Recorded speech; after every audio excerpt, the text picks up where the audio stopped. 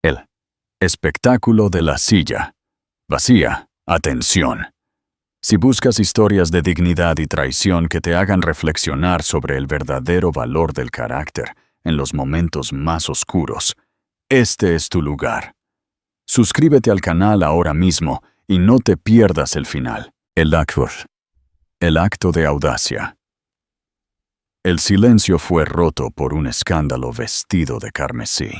El sol de la mañana, ahora alto, seccionaba con filos de luz los vitrales góticos de la iglesia de la Santa Cruz, un venerable templo anclado en el corazón del barrio de Triana, Sevilla. Los rayos proyectaban matices de zafiro y rubí sobre los rostros solemnes de la feligresía. Sin embargo, nadie se fijaba en la belleza arquitectónica. Todos los ojos estaban fijos en el pasillo central, donde una mujer con un ajustado traje color carmesí, tan atrevido e impropio como una amapola en un campo de trigo, avanzaba con una determinación que rayaba en la agresión. Ella no buscaba un asiento vacío en las bancadas traseras. Iba directamente hacia el frente, hacia el reclinatorio de roble pulido donde doña Elena de la Vega ya estaba sentada. Aquello no era una simple búsqueda de asiento. Era un golpe de estado, una invasión, y cada alma presente en esa capilla, muda y expectante, lo sabía. El reclinatorio de la familia Guzmán era mucho más que madera y terciopelo. Era un punto de referencia, casi un relicario, dentro de los muros sagrados de la Santa Cruz.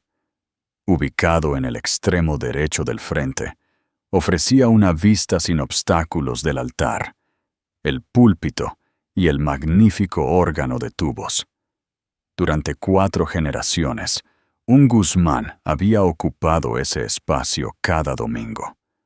Allí había rezado la bisabuela de Elena por el regreso seguro de su esposo desde la guerra civil. Allí se había bautizado su madre, y allí se había sentado ella misma junto a su recién casado esposo, don Fernando Guzmán, hace 25 años, sus manos unidas en una unión llena de esperanza. La placa de latón, pequeña y discreta, en el respaldo del reclinatorio, simplemente decía: en recuerdo amoroso de la fe de la familia Guzmán, 1928. Era un lugar de legado, de continuidad y de fe inquebrantable. Este domingo comenzó como cualquier otro. Elena de la Vega había llegado 20 minutos antes, un hábito grabado a fuego desde su infancia. Sus movimientos eran un ritual suave, un ligero asentimiento a los saludadores de la puerta, una sonrisa suave para la señora Luisa, que siempre le guardaba el programa, y los pasos tranquilos y reverentes por el pasillo principal. Llevaba un modesto vestido azul marino, cuya sobriedad contrastaba con la tormenta que se gestaba en su corazón. Durante el último año, su vida había sido una clase magistral de compostura pública y agonía privada. Las excusas de Fernando sobre noches largas en la oficina y el persistente aroma de un perfume dulzón, vagamente familiar, en sus trajes, contaban una historia que ella aún no estaba lista para leer en voz alta. Se instaló en su sitio habitual, la esquina más cercana al pasillo, y pasó una mano sobre el cojín de terciopelo desgastado. La textura familiar era un pequeño consuelo, un vínculo tangible con un pasado que se sentía más real que su presente. Fernando se deslizó a su lado momentos después, visiblemente alterado. Su corbata estaba ligeramente torcida y un brillo de sudor perlaba su frente, a pesar del aire fresco de la mañana. Le ofreció una sonrisa forzada y poco convincente. «Buenos días, querida», murmuró, sus ojos esquivando los de ella mientras miraba nerviosamente el santuario. «Fernando», respondió Elena, su voz uniforme. No había acusación, solo una profunda fatiga. En el espacio compartido de ese reclinatorio sagrado, para el mundo exterior, eran el retrato de un matrimonio perfecto. Para ellos, eran dos extraños, separados por un muro invisible e infranqueable. El órgano comenzó su preludio, una suave melodía de Bach que solía llenar a Elena de paz. Hoy sonaba a marcha fúnebre.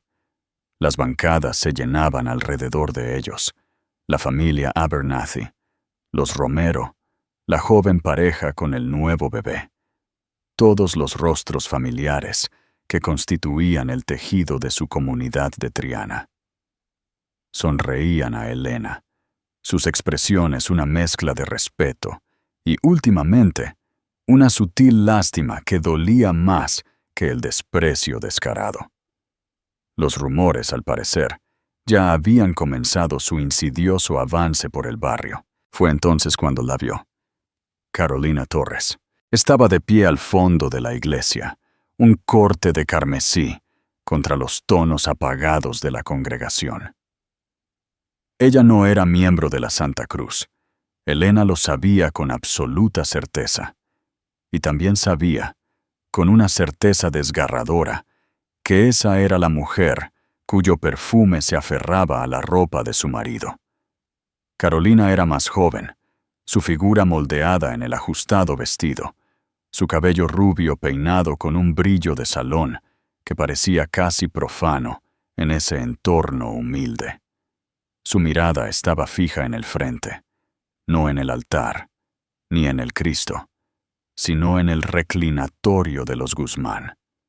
Un frío pánico, agudo y metálico, inundó las venas de Elena. Esto no puede estar pasando. No aquí.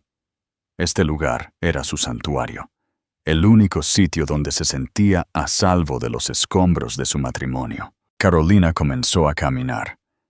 El clic-clac de sus tacones contra el suelo de piedra, un ritmo antinatural y agresivo, cortó la suave música del órgano. Cada paso era deliberado, un golpe en la marcha de confrontación. Los susurros estallaron como chispas en hierba seca, extendiéndose de bancada en bancada. Las cabezas se giraron. El suave preludio vaciló cuando la organista, la señora Gavino, miró por encima del hombro, sus manos suspendidas con incertidumbre sobre las teclas. Fernando se puso rígido junto a Elena, su rostro drenándose de todo color. Hizo un pequeño sonido ahogado, un hombre viendo sus dos mundos a punto de chocar con fuerza catastrófica. Carolina no disminuyó la velocidad. Sus ojos, un frío azul desafiante, estaban fijos en Elena. Pasó junto a asientos vacíos, junto a bancadas enteras sin ocupar. Su destino claro y absoluto. Se detuvo directamente frente a su reclinatorio, su cadera proyectada hacia afuera en una postura de desafío. Toda la congregación contuvo el aliento. El silencio era absoluto, más pesado y profundo que cualquier oración. Ella miró hacia abajo, no a Fernando, sino a Elena. Una lenta sonrisa burlona se extendió por sus labios.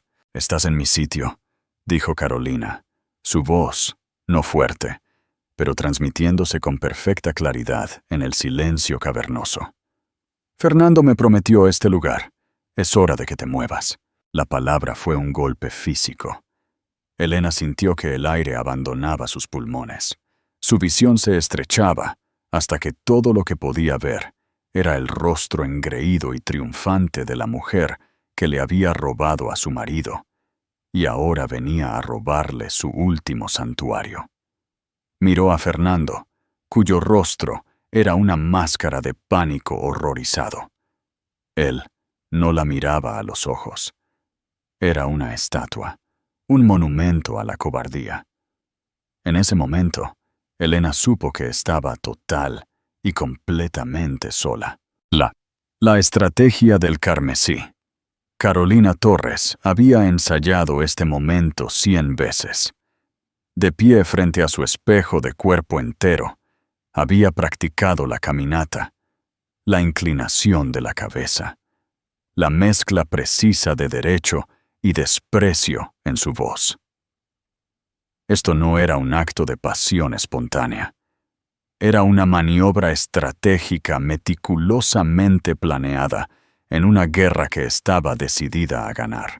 Su aventura con don Fernando Guzmán había comenzado 9 meses antes, un cliché de flirteo de oficina que floreció en reuniones clandestinas en hoteles. Fernando, con su encanto de viejo dinero y su barniz de respetabilidad, era todo lo que Carolina anhelaba. Él era un pilar de la comunidad de Triana, dueño de una constructora exitosa, un hombre cuyo nombre tenía peso. Para Carolina, que había ascendido a base de esfuerzo desde un origen que prefería olvidar, Fernando no era solo un amante, era una adquisición. Al principio, él había sido embriagador. La había colmado de regalos, joyas que nunca podría pagar, fines de semana, en ciudades donde nadie los conocía. Le había susurrado promesas al oído, pintando un futuro donde ella sería la que estaría colgada de su brazo en el club de campo, la dueña de la casa señorial en la calle Bética. Se había quejado de su matrimonio, describiendo a Elena como una mujer fría, sin pasión, más una compañera de piso que una esposa, una reliquia de una vida que ya no deseaba. Ella es cómoda, había dicho una vez, agitando un brandy en una copa, como un sillón viejo. Tú eres un coche deportivo casi. Me haces sentir vivo. Carolina se había aferrado a esas palabras, convirtiéndolas en su evangelio. Se veía a sí misma como su rescatadora, la fuerza vibrante que lo liberaría de una existencia aburrida y sin sexo. Pero a medida que los meses se convertían en un año, las promesas seguían siendo solo eso. Promesas. Fernando era un experto en evasivas. Siempre había una razón para esperar. El negocio que necesitaba su total atención, las próximas fiestas, la graduación universitaria de su hija. La paciencia no era una de las virtudes de Carolina. Empezó a sospechar que Fernando carecía del valor para dejar a su esposa. Su comodidad, resultó ser, era una jaula que no estaba dispuesto a desbloquear. Quería la emoción del coche deportivo, pero no tenía intención de renunciar a la fiabilidad del sillón viejo. La realización no la llenó de tristeza, la llenó de rabia. Se sintió utilizada, tomada por tonta. Había invertido casi un año de su vida en este hombre, construyendo todo su futuro en torno a sus compromisos susurrados. No sería descartada. Saquepoa. La idea para la confrontación de la iglesia le llegó como una revelación divina, aunque vengativa. Sabía lo importante que era la Santa Cruz para los Guzmán. Fernando había hablado de ella con una especie de respeto a regañadientes. Era la base de su imagen pública, la fuente de la reputación intachable de su familia en Triana. Su esposa, la Santa Elena, era un pilar allí, un símbolo de piedad y gracia. Usurpar a Elena en ese mismo espacio, frente a toda la comunidad que la tenía en tan alta estima, sería una obra maestra. Sería una declaración pública de que la vieja reina había sido depuesta y que una nueva estaba lista para ascender al trono. Obligaría a Fernando a actuar. No podría esconderse ni poner excusas cuando el escándalo se desarrollara en la casa de Dios. Tendría que elegir, y Carolina, en su vestido carmesí y confianza inquebrantable, estaba segura de que la elegiría a ella. El reclinatorio del frente es nuestro, Fernando, le había dicho 2 noches antes, durante una acalorada discusión. Es donde se sienta tu esposa. Pronto, es donde me sentaré yo. Fernando palideció. Carolina, no seas ridícula. No puedes. Eso no es así. Es de mi familia. Es una iglesia. Es un edificio. Se mofó ella, con la voz cargada de desprecio. Y la gente en él necesita saber que las cosas están cambiando. Este domingo, Fernando, voy a ir, y espero que seas un hombre y me apoyes. Dile que se mueva, o lo haré yo. Él había suplicado y discutido, pero sus protestas eran débiles, teñidas por el miedo a la exposición. Él había hecho su cama, y Carolina ahora la estaba incendiando. Él se fue de su apartamento esa noche, pálido y tembloroso, dejándola con un balbuceo evasivo que ella interpretó como un acatamiento aterrorizado. Así que eligió su arma, el vestido carmesí, un color de pasión, de pecado, de guerra. Se maquilló con la precisión de una guerrera, pintándose el rostro para la batalla. Ella no era solo una amante. En su mente, era una revolucionaria justa, luchando por el amor que se le había prometido. Mientras caminaba por ese pasillo, los rostros conmocionados y los susurros furiosos de la congregación no fueron un elemento disuasorio. Fueron combustible. Fueron la audiencia para su coronación. Sintió una embriagadora oleada de poder, la emoción de destrozar un tabú sagrado. El silencio que se produjo cuando se acercó al reclinatorio fue el sonido de un mundo conteniendo la respiración, esperando que ella lo rehiciera a su imagen. Cuando pronunció las palabras, «Estás en mi sitio», sintió una sacudida de triunfo. Vio el destello de dolor en los ojos de Elena, el terror abyecto en el rostro de Fernando. Era perfecto. El primer movimiento había sido ejecutado.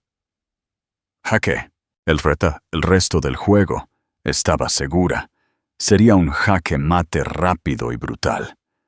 Había apostado todo en este acto público y audaz, absolutamente convencida de que, ante un asalto tan audaz, el viejo mundo no tendría más remedio que desmoronarse. ¿Qué piensas de la audacia de Carolina? ¿Crees que un acto tan público estaba justificado por las promesas incumplidas de Fernando? Deja tu opinión en los comentarios de abajo. El sermón improvisado del pastor, los segundos posteriores a la declaración de Carolina, se extendieron hasta la eternidad. El mundo de la Santa Cruz pareció congelarse. Cada persona una estatua en un cuadro de conmoción y escándalo. El órgano, que había intentado un acorde débil, se quedó completamente en silencio. El único sonido era el latido frenético del corazón de Elena, un tambor salvaje contra sus costillas. «Es hora de que te muevas», resonó la voz de Carolina, vibrando con malicia. Elena la miró fijamente. Vio la dureza de su mandíbula, el brillo triunfante en sus ojos, la absoluta falta de vergüenza. Esta no es una mujer impulsada por el amor, se dio cuenta con repentina y escalofriante claridad. Esta es una mujer impulsada por la conquista. Todo instinto le gritó a Elena que huyera, que saliera corriendo de la iglesia y de los cientos de ojos compasivos que ahora estaban fijos en ella. Pero luego sintió ascender un instinto diferente, algo más profundo y ancestral. La misma fortaleza tranquila que había permitido a sus antepasados superar guerras y depresiones. La fuerza de la dignidad.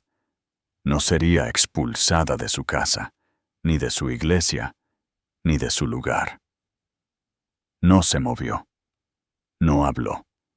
Simplemente sostuvo la mirada de Carolina, su expresión de profunda y dolorosa decepción. Su silencio fue un escudo, una negativa a participar en ese teatro sórdido bajo los términos de Carolina. Mientras tanto, la congregación era un mar de emociones cambiantes. El viejo don Ramón, diácono durante 40 años, parecía al borde de un infarto. Carmen Romero, la amiga más cercana de Elena, Tenía una mirada de rabia asesina en su rostro. Los adolescentes en las bancadas traseras sacaban disimuladamente sus teléfonos, reconociendo un momento viral cuando lo veían. Los murmullos comenzaron de nuevo, silenciosos y cortantes. La desfachatez de esa mujer. ¿Es esa la amante de Fernando Guzmán? ¡Pobre Elena!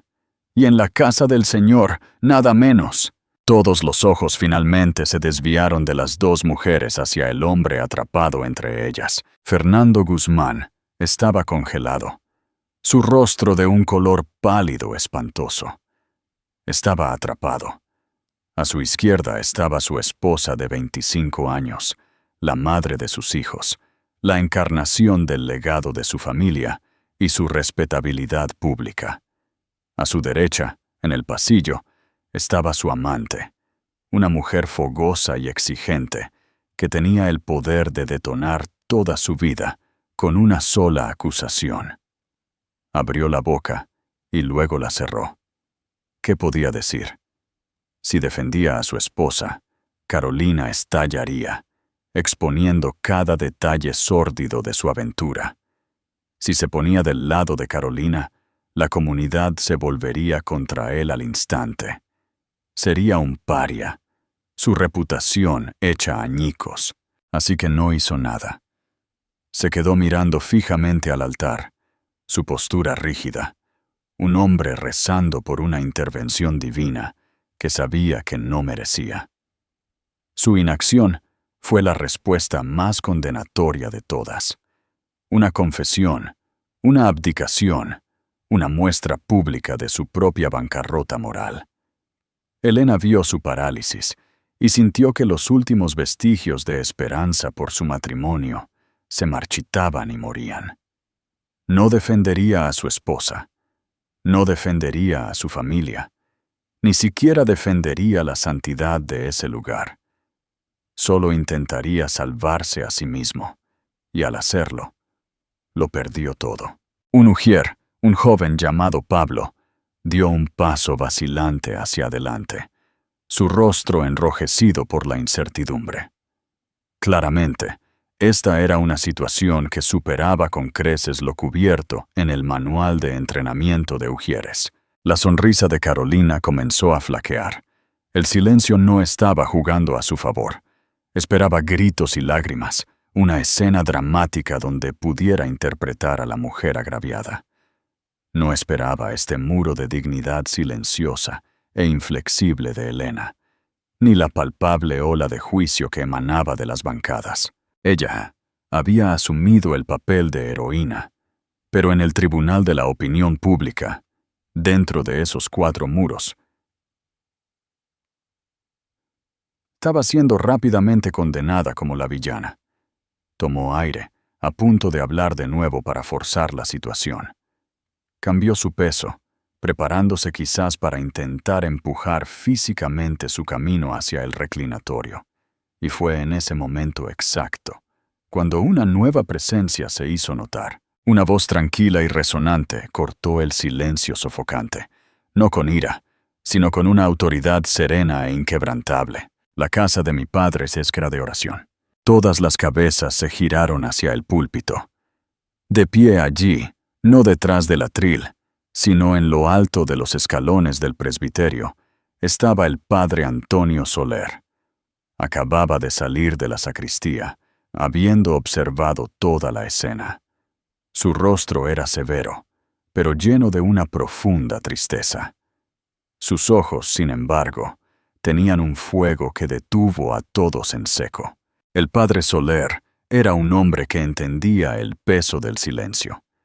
A sus 62 años, había presidido esta feligresía durante casi 30. Había bautizado a sus hijos, casado a sus jóvenes amantes y elogiado a sus muertos. Conocía los secretos que se susurraban en confidencia y los pecados que se escondían detrás de los rostros sonrientes de los domingos. Su mirada tenía la capacidad de ver el alma que la gente mantenía oculta. Su primer instinto fue un destello de justa ira. Quería bajar, denunciar a los adúlteros y expulsar a la descarada destructora de hogares del santuario. Pero el padre Soler era un pastor, no un portero. Un arrebato apresurado y airado solo alimentaría el espectáculo, daría más munición a los chismosos y profundizaría la humillación de Helena. Lo que se necesitaba no era condenación, sino corrección. Lo que se necesitaba era un recordatorio de la gracia y una lección sobre el verdadero significado de este lugar. Así que cuando habló, su voz no fue un trueno de juicio, sino el toque claro y constante de una campana que llamaba a su rebaño al orden. La casa de mi padre era de oración. Citó la escritura de Juan, el versículo donde Jesús purificó el templo. El paralelismo no se perdió en la congregación. Entendieron inmediatamente. El templo estaba siendo profanado, no por cambistas, sino por el ego, la lujuria y el orgullo. El padre Soler descendió lentamente los 3 escalones, sus sencillos hábitos negros ondeando a su alrededor. Sus movimientos eran tan deliberados como sus palabras. Caminó, no hacia Carolina, sino que se detuvo en el centro del pasillo, a unos metros de distancia, posicionándose como mediador, juez y pastor que protege a su rebaño. Sus ojos grises, penetrantes, examinaron a las 3 personas en el centro de la tormenta. Miró primero a Fernando. Vio a un hombre ahogándose en su propia debilidad. Un hombre que había construido una vida sobre cimientos de arena. La mirada del pastor no contenía simpatía, solo una profunda decepción que era más hiriente que cualquier maldición. Miró después a Carolina. Vio el desafío en su postura, el triunfo barato en sus ojos. Pero también vio algo más profundo. Un hambre desesperada y voraz de una validación que creía poder robar en lugar de ganar. Vio a una mujer tan perdida en sus propios deseos que había confundido una iglesia con un campo de batalla y un reclinatorio sagrado con un trofeo. Finalmente, su mirada se posó en Helena, y allí su expresión se suavizó. Vio las profundas líneas de dolor grabadas alrededor de sus ojos, el temblor en su mano que aferraba su Biblia. Pero debajo del dolor, vio un espíritu indoblegable, una fuerza tranquila que era más poderosa que toda la agresión descarada de Carolina. Vio a una mujer de fe genuina, siendo probada en un crisol de humillación pública y manteniéndose firme. Le dio un asentimiento pequeño, casi imperceptible. Fue un gesto simple, pero fue un salvavidas. Decía, «Te veo. No estás sola. Permanece quieta». Helena sintió ese asentimiento en lo más profundo de su alma, y una medida de fuerza fluyó de nuevo hacia ella. El padre Soler juntó las manos frente a él. Aún no había levantado la voz. «Parece haber cierta confusión esta mañana», comenzó, su voz calmada y medida, pero llegando a la esquina más lejana de la iglesia silenciosa. Una confusión sobre lo que significa estar aquí, una confusión sobre el lugar, la posición y el propósito. Se dirigió ligeramente a toda la congregación. «Venimos aquí cada domingo a humillarnos ante Dios. No venimos a reclamar. No venimos a airear agravios. No venimos a imponer nuestra propia voluntad sobre la voluntad del Espíritu». Sus ojos volvieron a Carolina. «Joven», dijo, su tono cambiando de pastoral a paternal, con un duro borde de acero debajo. «En esta casa no hay asientos asignados, solo hay invitaciones abiertas. Pero una invitación a adorar no es una invitación a perturbar. Una invitación a la gracia no es una licencia para la desgracia». La postura desafiante de Carolina flaqueó por primera vez. Estaba preparada para una pelea con una esposa agraviada. No estaba preparada para una confrontación con la autoridad moral de toda la Iglesia, encarnada en este hombre tranquilo y resuelto. Abrió la boca para protestar, para exponer su caso, para repetir las promesas vacías de Fernando. Pero el pastor levantó una sola mano, y el gesto tuvo la fuerza de una puerta que se cierra. No permitiré que este espacio sagrado, este tiempo de culto comunitario, se convierta en un espectáculo privado, dijo, su voz bajando y ganando intensidad. Los asuntos del corazón humano son muchos y complejos, pero este no es el momento, y este no es el lugar para resolverlos. Este es un lugar para el arrepentimiento, para el perdón y para la adoración. Nada más. Estaba redefiniendo la escena. Estaba tomando su jugada de poder personal y reformulándola como una transgresión espiritual. Estaba a punto de dar un sermón, y todos en esa iglesia sabían que no sería el que había preparado. Sería un sermón forjado en el fuego de ese mismo momento. El padre Soler se alejó del reclinatorio del frente y caminó con pasos medidos hacia el púlpito. El pesado atril de roble tallado con la imagen del buen pastor había sido su puesto durante 3 décadas, y se puso detrás de él ahora, con un propósito renovado y solemne. Miró los rostros de su congregación, confundidos, enojados, curiosos y dolidos. Dejó sus notas preparadas a un lado, una señal clara de que la lección de la mañana había sido alterada irrevocablemente. Nuestra lectura de las Escrituras para esta mañana iba a ser del libro de Proverbios. Comenzó, su voz resonando a través del santuario silencioso, amplificada ligeramente por el micrófono. Pero siento que el Espíritu nos llama a un pasaje diferente hoy. El Evangelio de Lucas, capítulo 14. Jesús está en una cena y se da cuenta de cómo los invitados se apresuran a tomar los mejores asientos, los lugares de honor, y les cuenta una parábola. El pastor no necesitó abrir su Biblia, conocía las palabras de memoria, pero lo que es más importante, conocía su espíritu. Dijo, cuando alguien te invite a un banquete de bodas, no tomes el lugar de honor, porque puede que haya sido invitada una persona más distinguida que tú. Si es así, el anfitrión que os invitó a ambos vendrá y te dirá, dale tu asiento a esta persona. Entonces, humillado, tendrás que ir a ocupar el lugar menos importante. Pero cuando seas invitado, toma el lugar menos importante, para que cuando venga tu anfitrión te diga, amigo, sube a un mejor lugar. Entonces serás honrado en presencia de todos los demás invitados.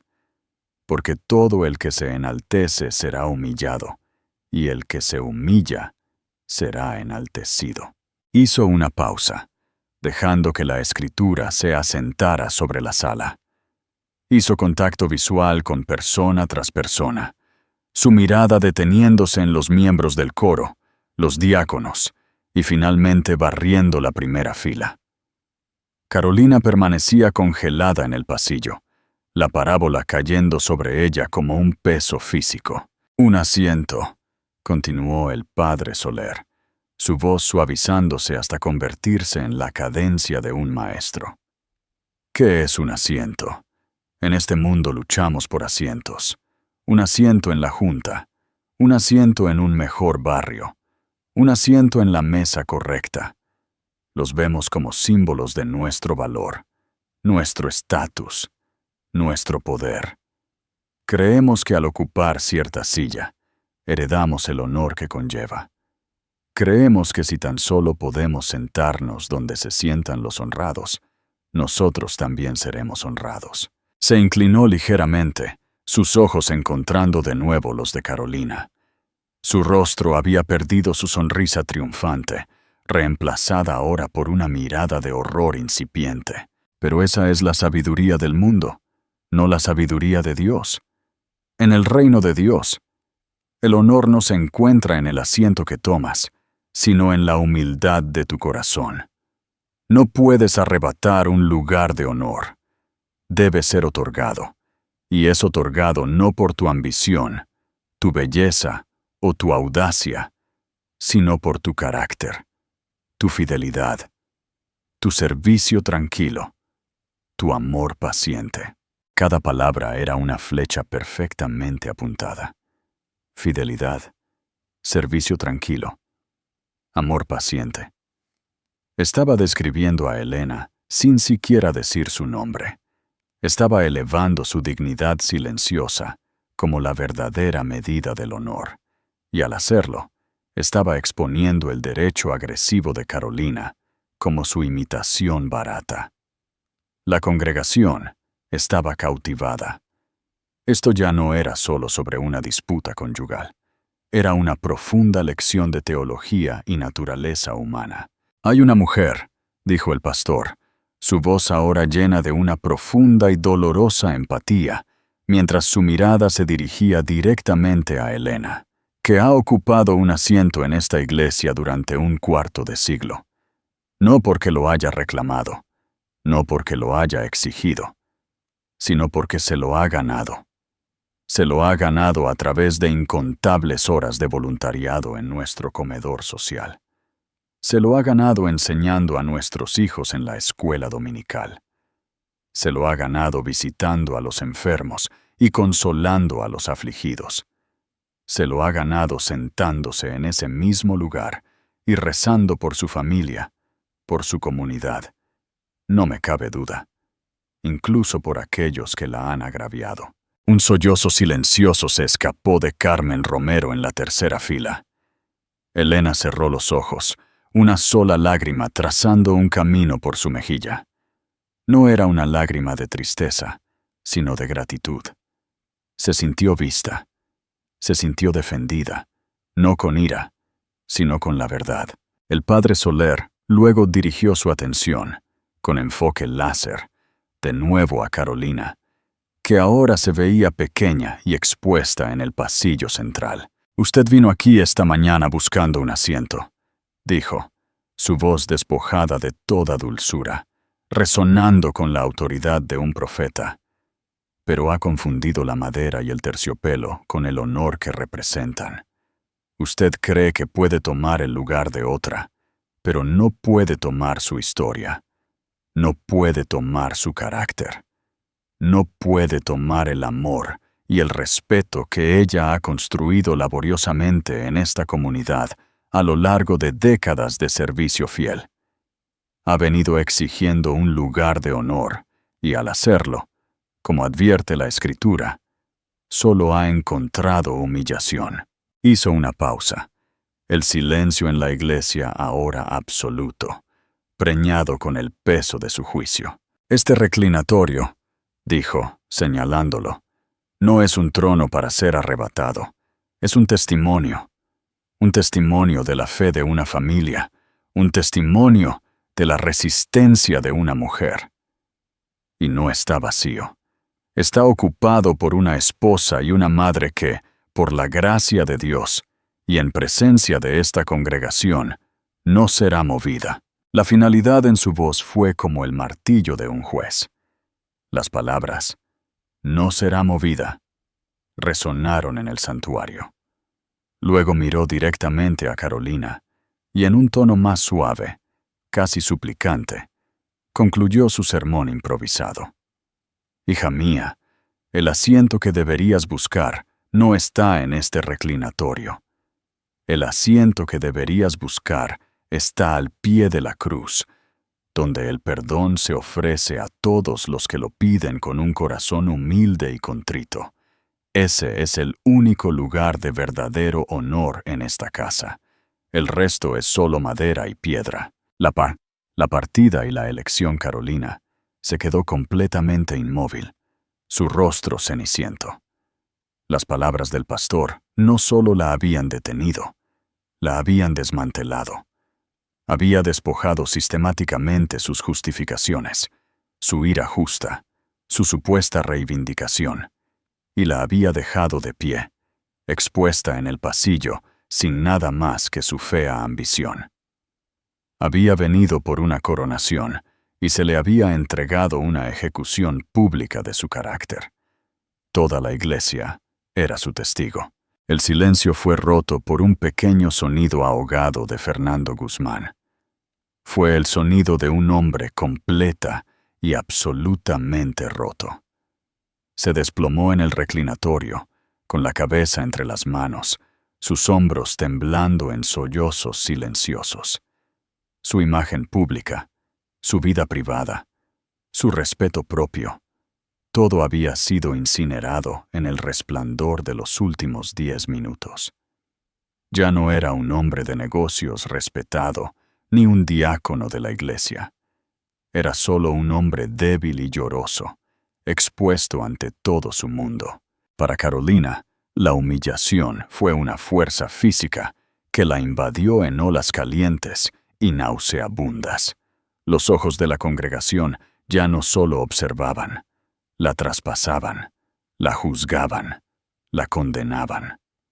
La confianza y la justa furia que la habían impulsado por el pasillo se habían evaporado, reemplazadas por un pánico crudo y frenético. Ella era la villana, la destructora de hogares, la tonta que había provocado una pelea con una santa en la casa de Dios y había perdido de forma espectacular. Con un jadeo ahogado, Carolina se dio la vuelta. No caminó. Huyó. Sus tacones, que habían sonado con tanta arrogancia al entrar, ahora repiqueteaban con una prisa desesperada y torpe al salir. Tropezó una vez, agarrándose al extremo de un reclinatorio, un último tambaleo ignominioso en su desastrosa actuación. No miró hacia atrás. Empujó las pesadas puertas de roble del santuario, irrumpiendo en el sol indiferente de la mañana, dejando atrás los escombros que había creado. Las pesadas puertas se cerraron detrás de ella con un golpe sordo y final. Dentro de la iglesia, un suspiro colectivo de alivio pareció recorrer la congregación. La crisis inmediata había terminado, pero la atmósfera era densa con la secuela. El padre Soler se aclaró la garganta. «Oremos», dijo, su voz suave una vez más. Dirigió a la congregación en una oración por la sabiduría, la sanación y el perdón. Sus palabras un bálsamo sobre la herida abierta y cruda de los acontecimientos de la mañana. Durante toda la oración, Elena no miró a su esposo llorando. Mantuvo sus ojos fijos en el altar, en la sencilla cruz de madera que había sido su ancla a través de tantas tormentas de la vida. Sintió una calma extraña y hueca. Lo peor había pasado. El secreto había salido a la luz. La humillación había sido pública y absoluta, y sin embargo, había sobrevivido, más que sobrevivido. En las cenizas de su matrimonio, sintió el parpadeo de una fuerza nueva y desconocida. Las palabras del pastor no solo la habían defendido, la habían afirmado. Le habían recordado un valor que no estaba ligado a su marido o a su estado civil, sino a su propio carácter y fe. Cuando la oración terminó, el servicio continuó, pero fue un asunto apagado. Los himnos se cantaron con menos entusiasmo. Las respuestas fueron más silenciosas. Todos estaban procesando. Cuando llegó el momento del himno final y la bendición, Elena supo que tenía una elección que hacer.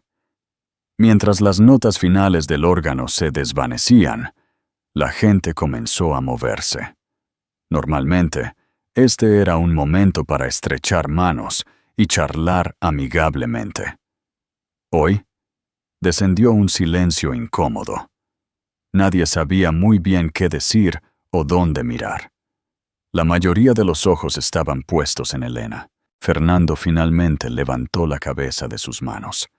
Su rostro estaba manchado, sus ojos rojos e hinchados. Miró a su esposa, su expresión un lío desesperado y suplicante. Elena, susurró, su voz ronca. Yo. Lo siento mucho. Yo. Elena se giró hacia él y por primera vez esa mañana realmente lo miró. No vio al hombre guapo y encantador con el que se había casado, sino una cáscara vacía, un niño en un traje de adulto que había roto sus votos más sagrados y había sido demasiado cobarde para enfrentar las consecuencias. No quedaba ira en ella, solo una vasta y vacía extensión de lástima. Ella no le respondió. En cambio, se dirigió a su amiga, Carmen Romero, que ya se dirigía hacia el reclinatorio, su rostro una máscara de feroz lealtad. «Carmen», dijo Elena, su voz clara y firme. «¿Te importaría acompañarme a casa? Creo que no deseo conducir». Las palabras fueron simples, pero su implicación fue un evento sísmico. Se iba. No con él. Estaba eligiendo, pública, tranquila y decisivamente, alejarse del hombre que se había sentado a su lado, congelado en su vergüenza. El rostro de Fernando se arrugó. «Elena, por favor», suplicó, tratando de alcanzar su brazo. Ella retiró su brazo, un gesto pequeño pero definitivo. «No, Fernando, no aquí». Se puso de pie, se alisó el vestido azul marino y recogió su bolso y su Biblia. Con la cabeza en alto, salió del reclinatorio de la familia Guzmán. Mientras caminaba por el pasillo, un camino pareció despejarse para ella. La gente no solo se apartó de su camino, se acercaron para tocar su brazo, para ofrecer una palabra susurrada de apoyo. «Estamos contigo, Elena. Dios te bendiga. Eres un pilar de fortaleza». Ella no era un objeto de lástima. En su momento de mayor prueba, se había convertido en un símbolo de gracia y resistencia. Había perdido un marido, pero había ganado el apoyo inquebrantable y vocal de toda una comunidad. Mientras salía por las puertas de la iglesia y se adentraba en la luz con su amiga firmemente a su lado, dejó a Fernando Guzmán, sentado solo en el reclinatorio familiar sagrado, el único ocupante de un legado que acababa de destruir. La nueva ubicación, la semana que siguió al incidente en la Santa Cruz, fue de silenciosos cambios sísmicos en el barrio de Triana. La historia no explotó en una tormenta de chismes escandalosos. Más bien, se instaló sobre la comunidad como un manto pesado y sobrio. Las líneas telefónicas vibraron, pero las conversaciones eran menos sobre los detalles salaces y más sobre un sentido compartido de preocupación protectora por Elena. En la cafetería de la esquina, donde las noticias del barrio se intercambiaban con el café y los churros, el consenso fue rápido y unánime. Fernando Guzmán había cometido un pecado imperdonable, no solo contra su esposa, sino contra el sentido de decencia de la comunidad. Carolina Torres se descubrió rápidamente. Había recogido sus cosas en Construcciones Guzmán el lunes por la mañana, dejando solo una planta de escritorio marchita y un rastro tenue de su perfume empalagoso. Para el martes, su apartamento estaba en alquiler. Desapareció de Triana tan abruptamente como había aparecido. Un fantasma de un escándalo. Fernando Guzmán, mientras tanto, se convirtió en un prisionero en su propia casa, la casa señorial en la calle Bética, que alguna vez fue un símbolo de su éxito, era ahora su fortaleza de la vergüenza. Los vecinos veían su coche en la entrada, pero él nunca salía. Los comestibles se entregaban y se dejaban en el porche. Le envió a Elena una avalancha de mensajes electrónicos, textos, correos electrónicos y mensajes de voz incoherentes, dejados en la madrugada. Eran un cóctel patético de autocompasión y disculpas frenéticas, llenos de frases como «un terrible error» Y no sé lo que estaba pensando. Se pintó a sí mismo como la víctima de una mujer manipuladora, un hombre que había perdido el rumbo. Elena no leyó ninguno de ellos. Su teléfono estaba apagado, guardado en un cajón en la habitación de invitados de la casa de Carmen Romero. Había encontrado santuario allí, arropada por el amor incondicional y feroz de una amiga que no pedía nada. Los primeros 2 días no hizo mucho más que dormir. Fue una profunda hibernación curativa, el tipo de descanso profundo que sigue a una guerra larga y brutal. La constante tensión de bajo grado que había llevado sobre sus hombros durante más de 1 año, la armadura invisible que usaba solo para pasar cada día, finalmente comenzó a derretirse. A la tercera mañana, encontró una caja de álbumes de fotos viejos. Se sentó en el suelo y abrió uno, revelando imágenes de un Fernando más joven, una Elena sonriente y 2 niños pequeños entrecerrando los ojos bajo el sol de verano. Sintió una punzada, pero no fue el dolor agudo y agonizante del dolor fresco. Era un dolor sordo y distante, la sensación que se tiene al mirar la fotografía de una persona que una vez conociste, pero que ya no existe. El hombre de esas fotos, el que le había tomado la mano, que la había hecho reír, que le había prometido un para siempre, era un fantasma. Había muerto mucho antes de que Carolina Torres caminara por el pasillo de esa iglesia. El hombre que quedó en su lugar era un extraño, y sentía una profunda lástima por él, pero ya no ninguna conexión. Esa tarde, el padre Soler vino a visitarla. Se sentó frente a ella en un sillón, su presencia tan reconfortante como una manta cálida. «No estoy segura de qué hacer, padre», confesó Elena, su voz apenas un susurro. «El voto dice, en lo próspero y en lo adverso. Este es el peor momento. ¿Significa eso que estoy obligada a quedarme?» El padre Soler dejó su taza de té, su mirada amable pero directa. «Un voto es un pacto, Elena, una promesa sagrada de 2 lados. Fernando destrozó su lado de esa promesa hace mucho tiempo. La naturaleza pública de su pecado no cambia su realidad privada. Lo que estás lidiando ahora no es el voto, sino el concepto de perdón». Se inclinó hacia adelante. «Estás llamada a perdonarlo. Por la paz de tu propia alma, debes liberar la ira y la amargura y entregar esa carga a Dios. Pero el perdón no exige automáticamente la restauración. El perdón es un acto espiritual. La reconciliación es un acto relacional. Y no puede ocurrir sin un arrepentimiento verdadero y demostrado por parte de la persona que causó la herida. Las disculpas de Fernando nacen del dolor de ser descubierto, de que su mundo se desmorone.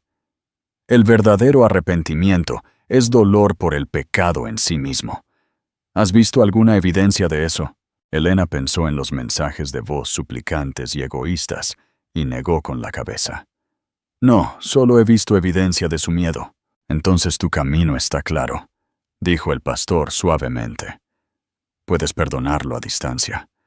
Puedes rezar por su alma. Pero no se te exige que vuelvas a poner tu corazón en las manos de un hombre que ha demostrado que lo aplastará». Sus palabras fueron una llave que desbloqueó la última jaula de obligación que había encarcelado su corazón. Esa noche, sintiendo una nueva determinación, encendió su teléfono y llamó a sus hijos. Su hija, Catalina, respondió al segundo timbrazo. «Mamá, oh, gracias a Dios. He estado tan preocupada. Papá llamó. Estaba destrozado». Elena respiró hondo y les contó todo, su voz firme y tranquila. Expuso los hechos de la aventura, la devastadora escena en la iglesia y su conclusión de que su matrimonio había terminado. Hubo un momento de silencio cargado, y luego la voz de Catalina, feroz y clara, llegó a través del teléfono. Bien, mamá, bien. Siento mucho que hayas pasado por eso, pero me alegro. Él no te merece. No lo ha hecho durante mucho tiempo. Te apoyamos al 100%. Estamos de tu lado. Siempre. Su hijo, Jaime, se hizo eco del sentimiento. Su ira hacia su padre una cosa palpable, incluso a través del teléfono. Su apoyo inquebrantable fue el último pilar de fortalecimiento para la nueva vida que estaba a punto de construir. A la mañana siguiente, llamó a un abogado. El debate del domingo siguiente, un aire de tranquila anticipación se cernía sobre la Santa Cruz. El reclinatorio de la familia Guzmán estaba en el frente, su roble pulido brillando bajo la luz de la mañana. Era un escenario, y la congregación esperaba ver qué actores, si es que alguno, aparecerían. Fernando no estaba entre ellos. Entonces, justo cuando el órgano comenzó su suave preludio, Elena de la Vega cruzó las pesadas puertas de roble. Un colectivo jadeo silencioso pareció ondular a través de las bancadas. Ella no vestía sus colores sobrios habituales. Llevaba un vestido del color de un girasol, un amarillo brillante y esperanzador que parecía irradiar su propia luz. Su cabello estaba peinado de manera diferente, más suave alrededor de su rostro. Parecía renovada. Sonrió suavemente a los saludadores, intercambió una palabra cálida con el viejo don Ramón y comenzó su camino por el pasillo. Todos los ojos estaban puestos en ella, observando si reclamaría el asiento que había sido el sitio de su mayor humillación. Pero ella pasó de largo. Continuó hasta la tercera fila, donde Carmen Romero le estaba guardando un sitio. Se deslizó en el reclinatorio, colocó su Biblia en su regazo y se volvió hacia su amiga con una sonrisa radiante. Fue una elección tranquila, pero fue la declaración más sonora que jamás había hecho.